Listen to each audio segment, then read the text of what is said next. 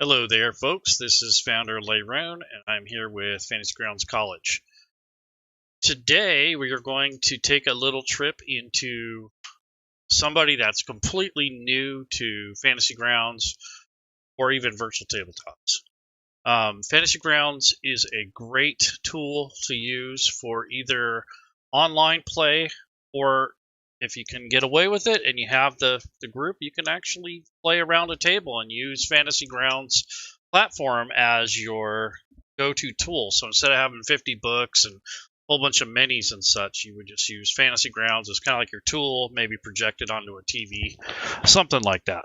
But nonetheless, I really enjoy Fantasy Grounds. I've tried other virtual tabletops. I keep coming back to Fantasy Grounds, and I've been working with it for about 4 years. And in the interim, I went ahead and started using it, and then I realized I need to learn how to use it. And in doing so, I was teaching other people how to use it, and here we are now.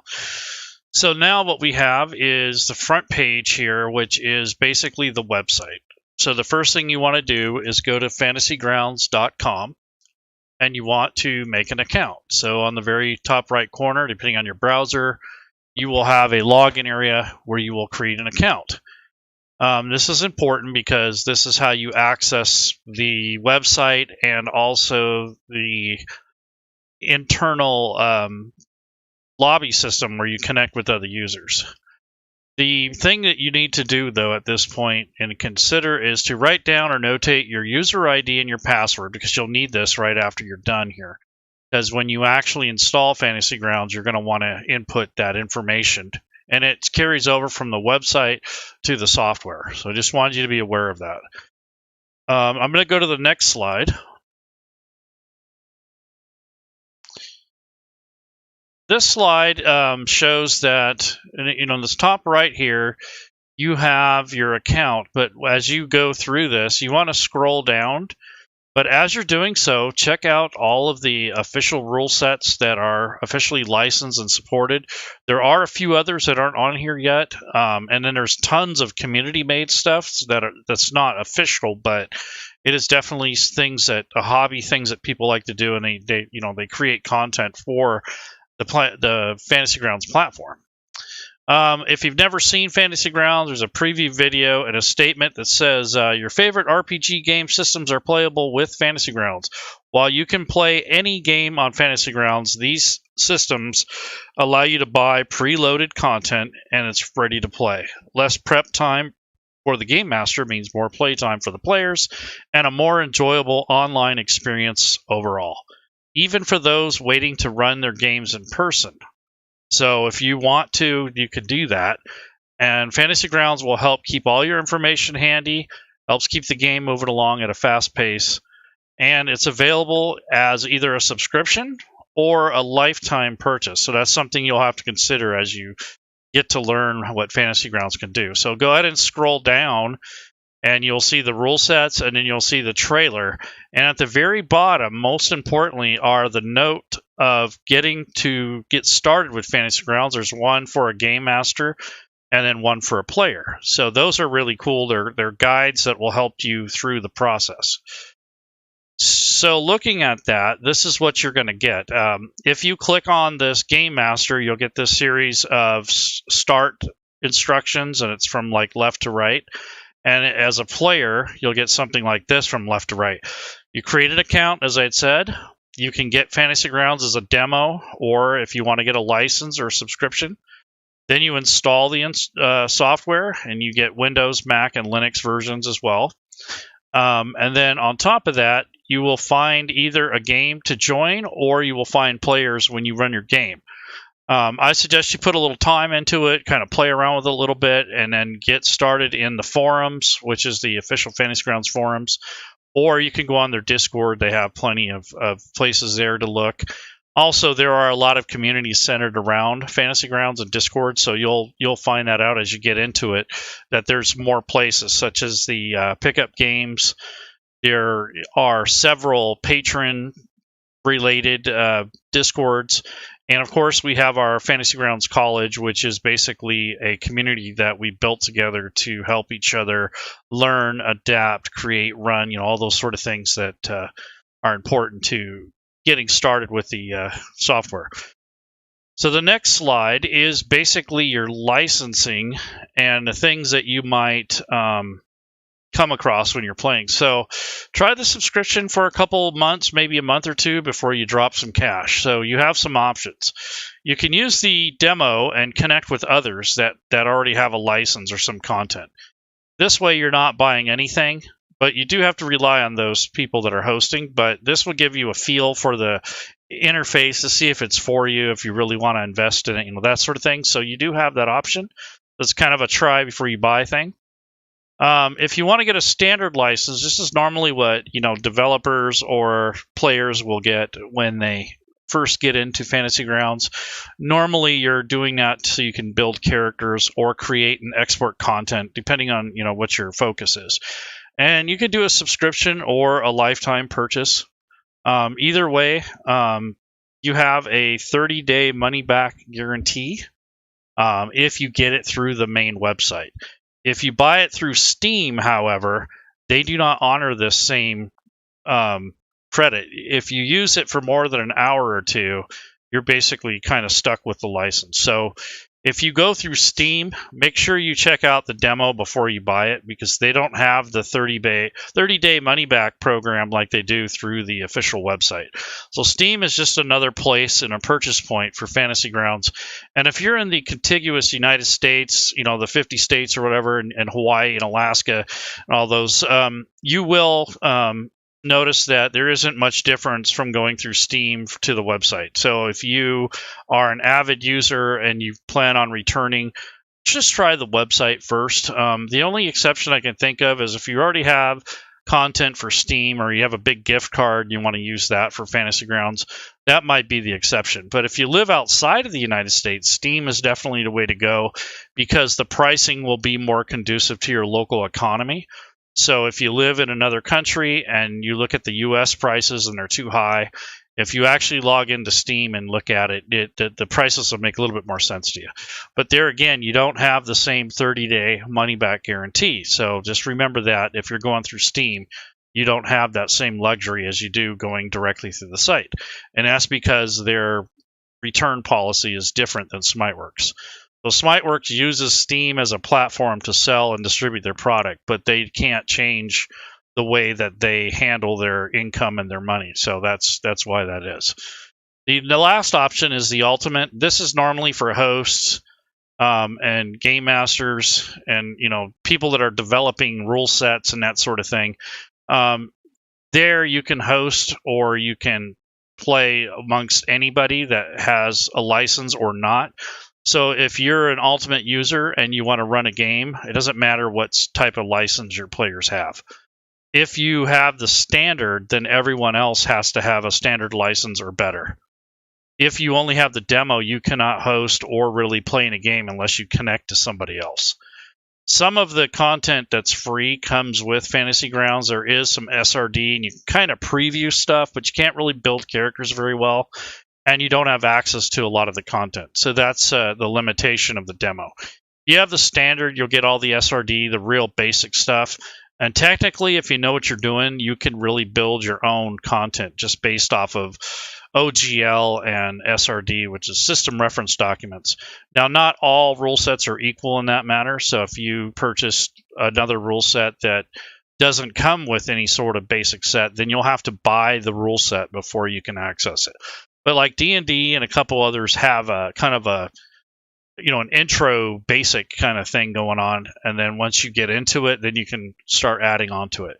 Some rule sets require that you just buy the rule set and then you'll have access to it. So it just depends on which one it is. But again, if you get a 30-day money-back guarantee, if you don't like what you're getting, and they usually give that back to you right away, like within a week, depending on how you purchased it. They're pretty good about giving that back to you. They'll sometimes work with you on upgrades and such. Just depends on your situation. But this is basically what you have to pick from if you're going to pay. So you got $40 for a standard license lifetime, or $150 lifetime for the Ultimate.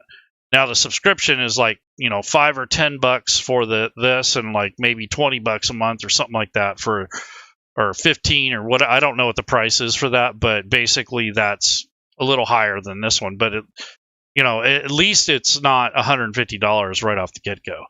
Now, some people have complained, well, other virtual tabletops are cheaper. Well, yes, they're cheaper, but you're also not getting the same features, the same licensing, and the same experience. So just keep that in mind. They're not apple to apple. There's quite a bit of difference between different platforms and how they're used, how they're interfaced, and what their capabilities are, and most importantly, what their community's like. So that is something you need to consider when you're getting ready to invest in a tool to play your online favorite role-playing games.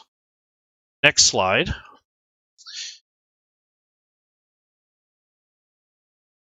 Okay, so this slide is basically breaking down some of the things that you'll have to tackle when you actually start getting into Fantasy Grounds. This is the store drop-down that you'll get when you're in the interface. So there's the shop where you just buy individual Fantasy Grounds store items, and just about every week they got some kind of sale. I think every week they got some kind of sale going on. And right now is the summer sale for the actual licenses and much of the content, or most of it. It's like, 5 to 20% off, some cases 50% off, depending on what it is. So if you get this around now to July 8th, which is in a few days from now, you're going to get a pretty good discount. So if you're looking to upgrade or complete your library or get started, this would be the time to do it, because a lot of the content, or most of it's, on sale. And if you missed the sale for some reason, you're seeing this video in the future, just go to the website, get a basic license or a sub, and then just kind of slowly roll out your library if you get into it. You do have bundle options, so if you already have a license or you're looking to invest, you can buy a whole group of books in one shot. And also there is a art subscription, which I recommend, especially if you're a game master or someone who likes to convert modules and such.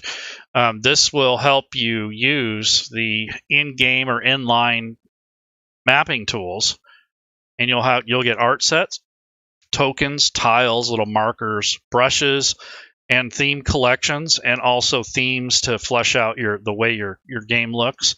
Fantasy Grounds comes with some, a little bit by default. And if you were a backer about a year ago or so, a couple of years ago, you would basically have received some of this stuff for free.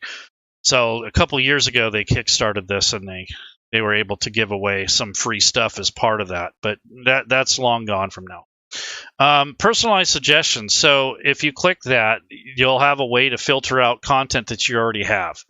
And what's handy about that is there's a link that you can send your friends and family, and they can take a look at that link, and they can see basically what you don't already have. So if they want to buy you something, or your players are trying to kind of give you a little reward or something nice for you, or maybe Father's Day gift, or maybe your husband or your brother or sister or whatever.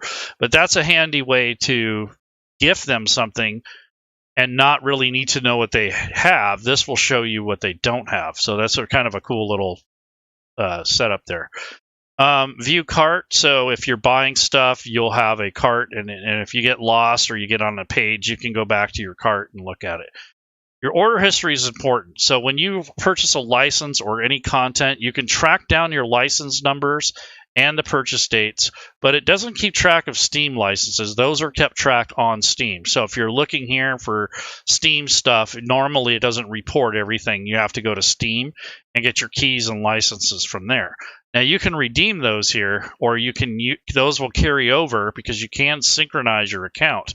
And that's the next part of this, where if you have a Paizo account, the actual Paizo store with PDFs, not the hardbacks, not the figures, but the actual PDF digital content, if you synchronize your account with Paizo and Fantasy Grounds, you're going to get the cost of the PDF taken off and deducted from your Fantasy Grounds content. So if you go to the store and you see a book, for instance, just for an example, let's say the main book is $50. If you already own that in PDF format, you're going to get anywhere from $10, $15, $20. It just depends on what it is. I don't know the actual price or the difference, but I do know that you get the discount. I have some of the content myself, If you get into the Humble bundle and you buy a lot of content that way, you're getting like hundreds of dollars worth of books, and you're getting all that on the Paizo store. And then if you want to migrate that to Fantasy Grounds, you're going to get that discount between Paizo and Fantasy Grounds. So you will get the PDF and the Fantasy Grounds version of whatever content you own. And this is a really good partnership. There's not too many other, I don't think there's any other rule sets that do this. So D&D doesn't do this. Savage Worlds doesn't do this that I know of. This is Paizo. So if you are a Pathfinder, Pathfinder 2, or Starfinder fan, that's the way to go. So the pro tip is, if you synchronize your accounts and in the future you buy anything new and related to the Fantasy Grounds platform or Fantasy Grounds Steam content or the Paizo PDF store, refresh the website. So you would refresh these areas, and then it will pull in your new stuff and it will push whatever you already own. So it'll help keep your account up to date. And that's the same with Steam. When you buy something off Steam, you want to synchronize or refresh your Steam purchases, and that pulls in all of your new content. And then when you hit download on Fantasy Grounds, it'll actually pull in all of the new content. So you have to do that first. So if you go out and buy a bunch of content and you're wondering what the heck is going on, go to your account under the store, drop that down, and go to the Paizo sync and the Steam synchronization. Now, the deals from the website at Paizo and Fantasy Grounds are between those two entities. A lot of this stuff does not carry over to Steam. So if you're looking to get the discount through Steam, it may not work because it is not a deal that is made through Steam. It is made with the Fantasy Grounds store and Paizo. So if you're not getting the same kind of discounts, it's because they are not available through Steam. The other caveat about Steam is if you mix and match your content, let's say you buy a couple things on the Fantasy Grounds store, then you jump over and buy a couple things on Steam, what will happen is you'll miss out on your bundle pricing, and the calculations for the cost will not be the same because it's not always readily available or synchronized or even recognized. So if you buy your content in Steam, leave it there and stay there. You buy it on the Fantasy Grounds store, leave it there and stay there. Try not to go back and forth between both of these platforms with DLC. I think the actual base license, you might be okay. But when it comes to modules and map packs and all those things, you don't want to mix and match those if you can help it. And the next thing is activating a product key. So if you get a third-party product key from a third-party vendor or something, that's where you would plug that in. So these are the options that you really need to pay attention to, even if you're a user that that has been using Fantasy Grounds for a while, but you don't know about the Paizo thing. So it's something you need to take advantage of. Next slide.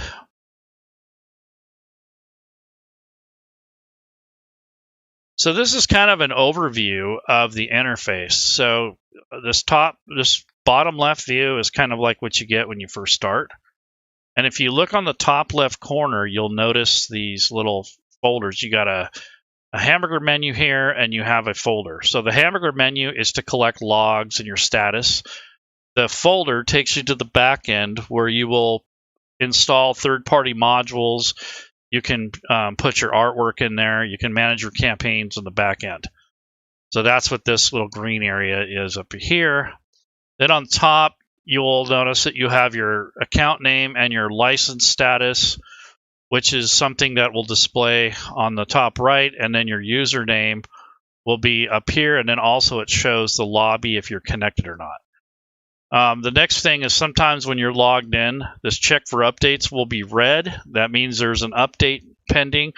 Might be that you purchase something. It could be an incremental change, or it could be a major rule set update. You don't want to do that right before a game. And generally, there are updates weekly, especially right now as they're adding more features. I imagine in the future it'll slow down a little bit, but generally Tuesdays are your larger releases, and then the other stuff is incremental, unless, of course, there's a hot fix or something that's majorly broken that they usually go back and fix that right away. But just remember, do not update right before your game, because that means all your players have to update as well. And then if something's broken or you don't notice something change, that can be a problem in your campaign. So it's important that you and your players have the same version. So if you don't update, you need to let your players know, do not update until I tell you to, because there are changes in the system that kind of make them a little bit incompatible, especially if it's anything that updates the network side of things. Once you're in the settings menu, which is over here on the right, you put your key there if you have one. If not, you at least put your username and your password from the forums, and then you hit login and then save. If you end up buying a key later, you can come back to here and plug it in.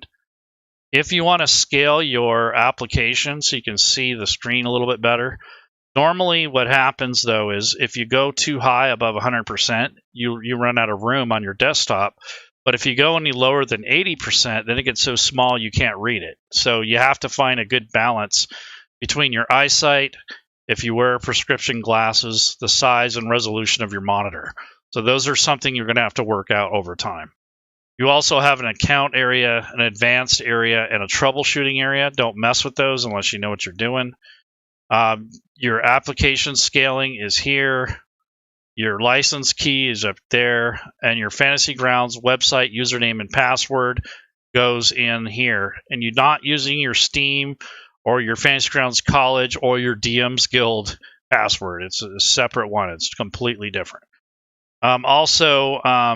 Just make sure that you're up to date with your players so that, or even if you're a player, ask your GM before you update. That way it doesn't interrupt your gameplay.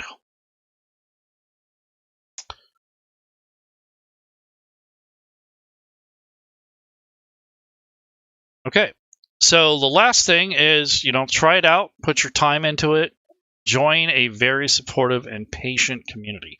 I cannot stress this more, is that if you put your time in and you are open-minded and calm and patient, Fantasy Grounds is a really good and powerful tool. If you want something to happen instantly, that's probably not the case for most VTTs. So try to be patient, put your time in, look for some one-shots to try out. Actually invest some time into it. This is not instant satisfaction. There's no easy button. So if you're intimidated by this or any other virtual tabletop, you need to put your time in and you need to be patient. And eventually this stuff will get easier and it'll get more familiar to you, and you'll start learning the jargon, the language, and there's other auxiliary things that go along with this, such as using Discord and actually learning to use your computer in some cases. So you got to really be patient with the virtual tabletops, especially when you're new. They're not going to be as evident as you'd hope, but it will come to you if you take the time and put your effort into it. The little statement down here that says prep less, play more. That's an actual thing. Once you learn how to use Fantasy Grounds or you start using the content that they have licensed, it really does cut down about 3/4 of the garbage that you have to go through if you are doing a lot of homebrew or if you're running a face-to-face game. So the prep time is cut down quite a bit with Fantasy Grounds, and you can use this as a tool for your face-to-face games because it has maps and tokens and bookmarking capabilities and those sort of things. So prep less, play more is an actual statement that's actually true. I actually believe in that. I think that Fantasy Grounds is one of the better tools in displaying data, handling some of the back-end things that often get forgotten, and also making a place for you to come together with your family, friends, college buddies, ex-military, all those things. And then not to mention that, it's nice to lug around a laptop instead of a big duffel bag full of books. I remember those days. Also, just remember that, you need a decent internet connection if you're going to play online, and you need a decent computer. I mean, I don't know how many times people have complained that Fantasy Grounds is not right or it's broken or whatever. And when you get into troubleshooting and you find out that one, you're probably using wireless, you have a weak signal, or you don't have enough bandwidth, or you're using your wife's laptop from 10 years ago when she was in school, or you're trying to use a tablet or one of these more modern devices, in which Fantasy Grounds is generally not created for those. I'm sure you can find a workaround, but in most cases, You just want to use a good, decent laptop or a desktop of some sort, or a more modern Mac or Linux box. So don't try to run it on your cell phone or on a tablet. That's all I'm saying. And last but not least, some plugs. Got to get those in here. We're at the end of our Pathfinder 2 month. We had a whole series of things going on, including in a recent symposium. We have our Founders Day weekend coming up at the end of July and the 1st of August. We're going to have some special guests. And we're doing all kinds of things. I mean, there's a lot of cool content coming out. There's stuff that was just released, like the new Ancestry Guide for Pathfinder 2. If you like D&D, Ravenloft and Icewind Dale was released within the last few months. It looks like Savage Worlds is going to buy into the Pathfinder world. So if you're into that and you like the lore from Pathfinder, there you go. So there's a lot of things you can do. There's a lot of third-party content on the DM's Guild or D&D. I think Fantasy Grounds has something in store for us coming up that's going to give us some easier way to distribute and access our personal homebrew content. So that'll be fun. So I don't think that's a big secret, but I don't know the details of it yet, but it's definitely coming. So this is a really good time to get in on Fantasy Grounds. It's growing. It's no longer stagnant. It's actually moving forward. We don't have to use port forwarding anymore. There's a lobby system now.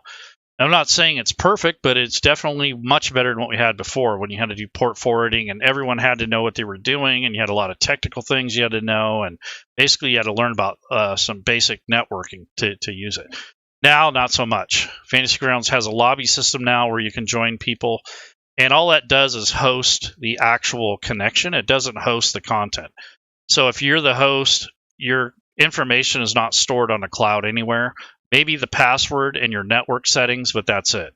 Everything takes place on your computer using your bandwidth and your internet. There isn't a whole lot that Fantasy Grounds is hosting other than the connection and the usernames and that sort of thing. Maybe the passwords, but other than that, that's what you're getting with Fantasy Grounds. So it's still hosted locally, so you're actually acting like the server and you are not hosting through a cloud. So that's all I have today. Hopefully that was a little bit helpful for you. There are some links that I will provide that are in the actual details of the video on YouTube.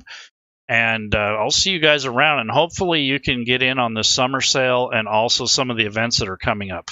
All next month, like I said, is we're going to be preparing for Founders Day with guests and such. So join our community. It's fantasygroundscollege.net, and we also have a Discord we'd like you to join so we can chat with you. You can schedule classes and get in on some couple one-shots and really get a feel for the platform before you buy into it.